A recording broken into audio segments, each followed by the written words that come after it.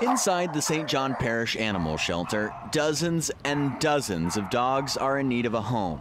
A home for these guys is really, really important because that's their best chance at a normal life. According to shelter director Rachel Stantz, 161 dogs were rescued from one property in rural St. John Parish over a 2-week period earlier this month.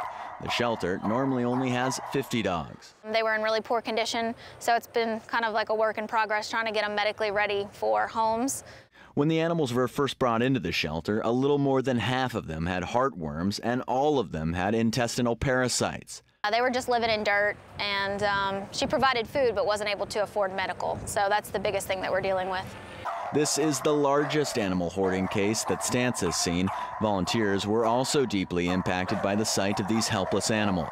They had only been around one human their entire lives, so everyone here that was volunteering their time terrified them.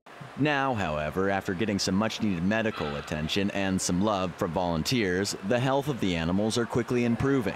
Some of them have already found homes with local humane groups, but most of them remain. For them to get out in homes gives us room to help other dogs that are out there that need to come in, need a safe place.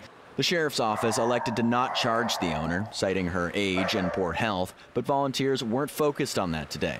They're keeping their attention on the community, hopeful they'll come together to help these dogs find a new home.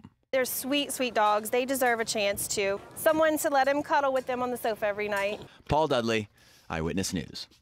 They definitely look like sweet, sweet dogs. In addition to the more than 150 dogs, there were also 8 cats rescued. If you'd like to learn more about adopting or being a foster parent to one of these animals, information is posted on our website, wwltv.com.